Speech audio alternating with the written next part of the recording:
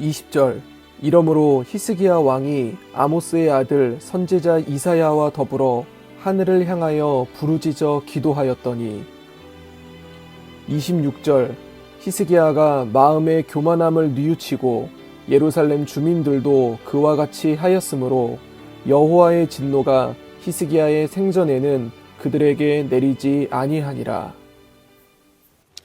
이제 오늘 역대하 32장 이제 히스기야의 그 통치 중에 가장 또 이제 마지막 부분 가장 중요한 이슈는 아수르의 침입을 어떻게 해결하는가 하는 그런 문제였습니다. 그래서 히스기야가 이제 왕이 되고 나서 제일 첫 번째 성전을 재건을 하고 또 이렇게 예배드리는 시스템을 만들고 뭔가 영적인 시스템을 제대로 잘 만들고 하나님 앞에 믿음으로 모든 일을 잘 이루었습니다. 그래서 이제 오늘 1절에 보면 이 모든 충성된 일을 한 후에 그랬습니다. 이 모든 충성된 일, 예배드리고 모든 시스템도 하나님을 섬기는 시스템을 잘 만든 후에 참 믿음으로 하나님 앞에 예배하고 뭔가 문제가 여러 가지 하나님을 잘 섬기려고 하면 아무런 어려움 없이 평안하게 모든 일이 잘 되어가면 좋겠는데 근데 믿음으로 살고자 하면 이 모든 충성된 일을 한 후에 아수르 왕 사네립이 유다에 들어와서 참 믿음으로 살려고 하는데 어려운 일은 오히려 더 지속이 되고 사탄의 도전은 더 지속이 됩니다. 강력하게 나타납니다. 그래서 이제 이 모든 문제, 그러니까 안으로 예배드리는 문제, 이 백성들의 한 마음이 되어서 절기를 지키고 하나님을 섬기는 일은 잘 이제 준비를 했는데 밖에서 쳐들어오는 이 적군을 어떻게 막아낼 것인가? 왕으로서는 당연히 그 문제를 잘 해결을 해야 됩니다. 대부분의 왕들은 적군이 쳐들어오면 또 우리도 군대를 잘 만들어내 가지고 국방력을 키워 가지고 전쟁에서 싸워 이기려고 하는 이러한 것들이 대부분의 왕들이 하는 얘기인데 히스기야는 이와 같이 아직까지 왕이 되고 나서 그렇게 큰 군대를 일으킨 적이 없습니다. 그냥 예배드리기 바빴고 절기 지키고 그런 제사장과 레위 사람들을 조직을 하고 하나님을 섬기는 일에 열정을 내다 보니까 이 군대는 아직도 완벽하게 조직을 못했고 그 당시에 또 아수르 왕은 아주 강력한 왕이었고 그 지금 유다만 남겨놓고 그 주변의 모든 나라들 북이스라엘도 마찬가지고 아람이라든지 여러 많은 민족들을 다 정복한 왕이 아수르입니다. 그러니까 아수르 제국은 가장 강력한 힘을 가지고 주변의 모든 나라들을 다 정복하고 이제 유다 예루살렘 하나만 딱 남아있는 이런 상황입니다. 이제 이런 상황에서 참 이 아수르 왕은 그 신하 사네립을 보내가지고 아주 히스기야가 믿는 하나님을 조롱을 하고 막 그렇게 얘기를 하면서도 이렇게 항복하라고 얘기를 하지만 그러나 이제 이 아수르 왕의 침입에 대해서 히스기야가 이제 용사들과 어부로서 이제 의논을 하고 제일 먼저 한 일이 3절에 보면 그들의 성 밖의 모든 물 근원을 막고자 하며 그들이 돕더라. 물 근원을 막는다는 거. 예루살렘 성은 산 위에 있는 성입니다. 그래서 북쪽만 좀 평지고 남쪽과 서쪽, 남쪽은 깊은 골짜기고 쉽게 말해서 서울처럼 이렇게 큰 강이 흐르는 도시가 아닙니다. 강이 없습니다. 물이라고 하는 것이 저 북쪽에 있는 그 기온 샘물이 하나 있는데 그 샘물을 이제 늘 예루살렘에 가져와서 그렇게 먹는 도시가 바로 예루살렘입니다. 그래서 그러면 이 적군이 예루살렘을 포위를 하고 더 가까이 와서 포위를 하면 예루살렘은 물을 기르러 갈 수가 없습니다. 그러면 오히려 예루살렘은 물이 없어서 메말라서 죽을 정도입니다. 그래서 이에 백성이 많이 모여서 물 근원과 땅으로 흘러가는 시내를 막고 어찌 아수르 왕들이 와서 많은 물을 얻게 하리요 하고 그 물을 이제 그 밖으로 흘러가지 못하고 저 북쪽으로 못 가고 성 안으로 들어올 수 있도록 수로를 만듭니다. 이 히스기야의 그 만들어 놓았던 수로는 지금도 예루살렘에 가면 지하에 깊은 그 지하에 들어가서 사람들이 이렇게 걸어서 지나갈 수 있을 정도로 수로를 만들어 놓고 지금도 물이 흐르고 있습니다. 그러니까 이 고대에 히스기야가 그렇게 뚫어 놓았던 그 수로 터널, 첫째는 적군에게 이제 싸울 수 있는 방법. 그러니까 밖은 물은 주지 아니하고 우리 안에 물을 차지하는 것. 그리고 이제 또 성벽도 쌓기도 하고.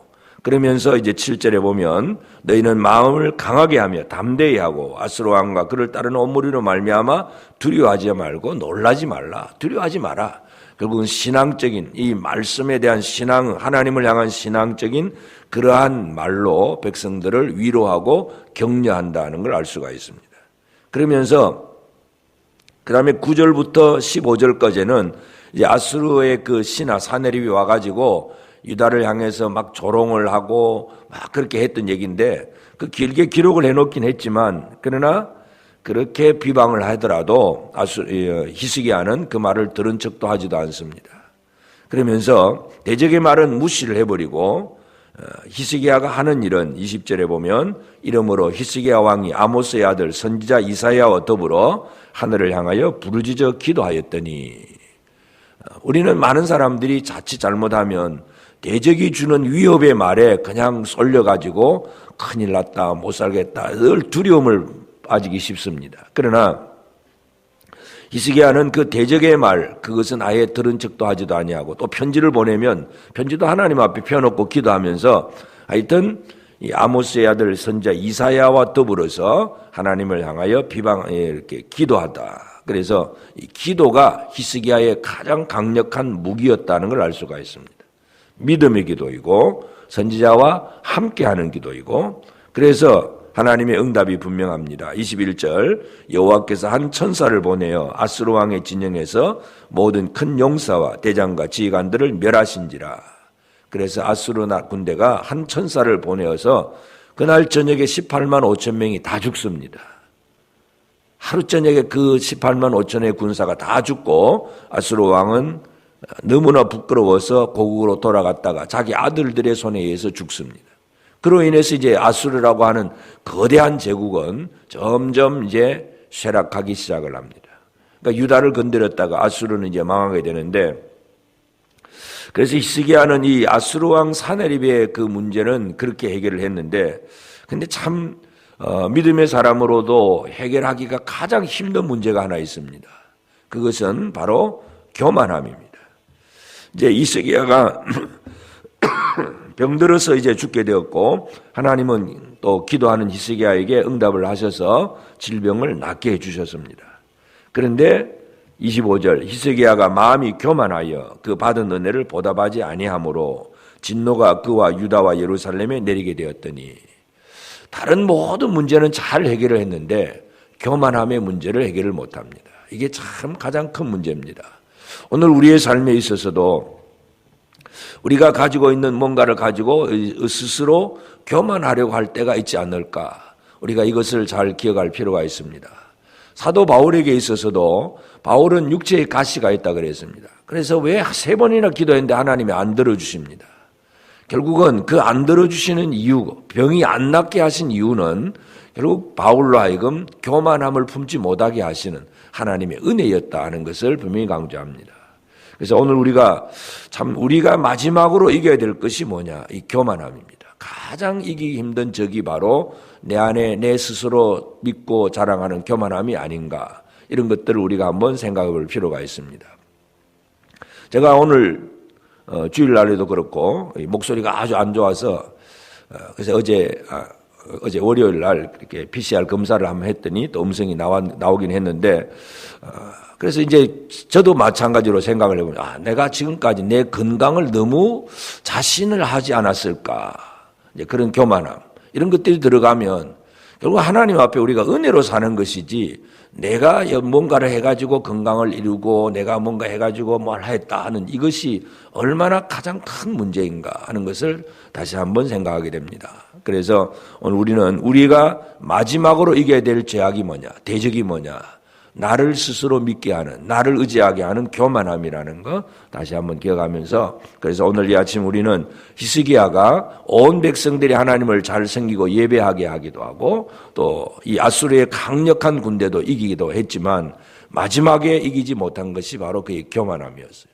물론 이제 이사야의 그 책망을 듣고 회개하기는 했지만 하여튼 그 히스기야의 교만함 이것 때문에 결국은 그 이제 바벨론에 의해서 유다가 멸망당하는 하나의 시초가 되는 것이 바로 이 히스기야의 교만함이었다는 거. 물론 이제 그 아들 므낫세의 죄악 때문에 유다가 망하긴 하지만 그러나 므낫세가 등장하는 그 자체가 벌써 이 히스기야의 교만함으로 이루어진 일인 것을 우리가 다시 한번 기억하면서 오늘 이 아침에 우리는 나는 내 안에 있는 교만함이 무엇이 있을까? 내가 가진 것을 의지하고 있는 것은 무엇일까? 다시 한번 기억하면서 온전히 우리는 하나님 은혜 아니면 살아갈 수 없다는 사실을 다시 한번 기억하면서 우리의 최후의 대적은 내 속에 자리 잡은 교만함이라는 것을 기억하고 교만함을 이기고 오직 하나님의 은혜 가운데 든든히 서서 나아가는 그런 우리 모든 성도의 삶이 꼭 되어지기를 축원합니다. 기도하겠습니다. 이제 오늘 받은 말씀으로 함께 기도하겠습니다. 하나님, 우리의 충성됨 이후에 몰려오는 영적 도전들을 두려워하지 않고 기도로 이겨낼 수 있게 하옵소서. 모든 일이 잘 되어갈 때 결코 교만하지 않는 겸손함을 유지하게 하시고 최후의 대적인 교만을 이길 수 있도록 도와주옵소서. 함께 기도하겠습니다.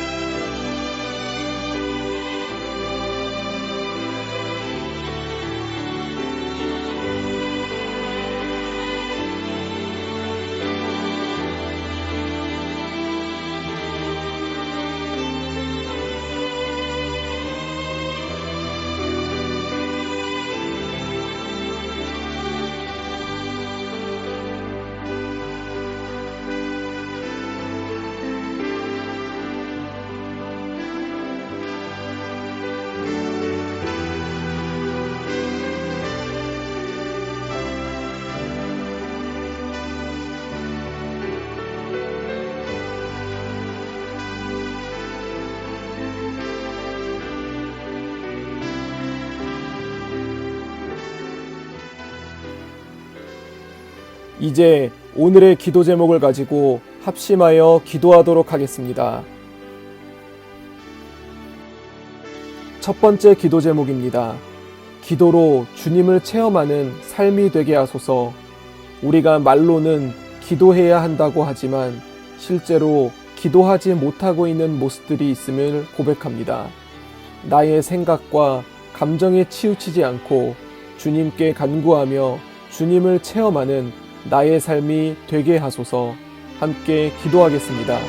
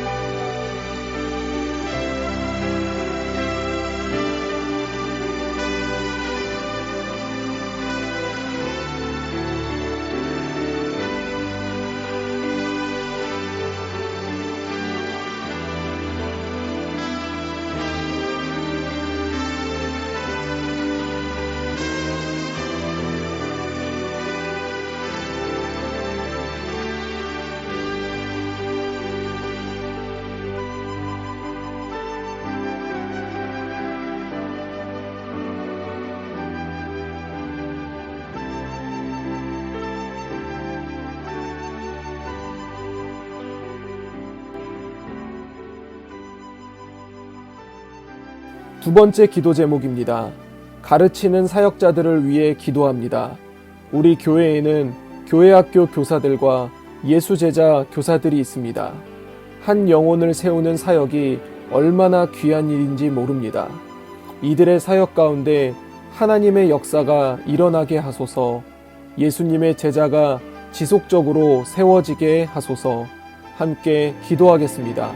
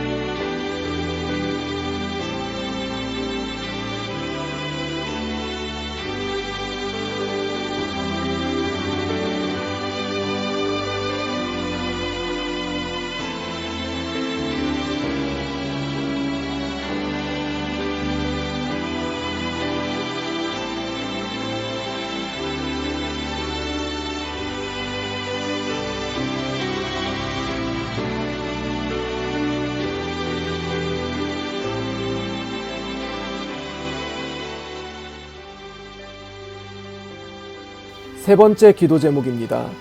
국가를 위해 기도합니다. 얼마 뒤면 나라의 지도자를 뽑는 대통령 선거가 있습니다.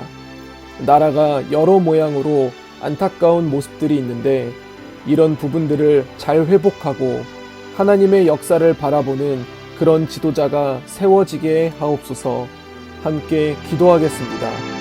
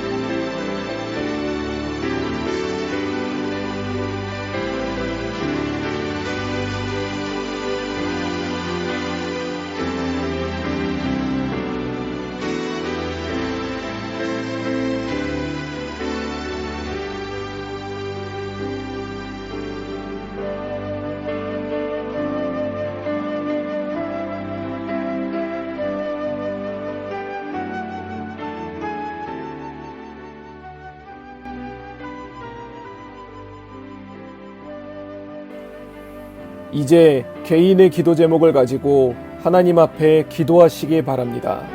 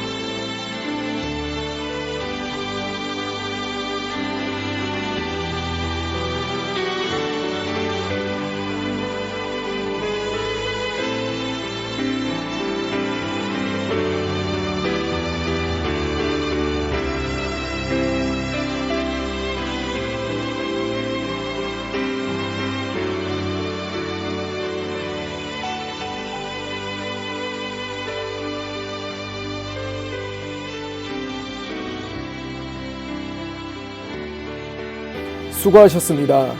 오늘도 하나님의 인도하심 가운데 승리의 하루를 보내시는 우리 재건부평교회 모든 성도님들이 되시기를 주님의 이름으로 축복합니다.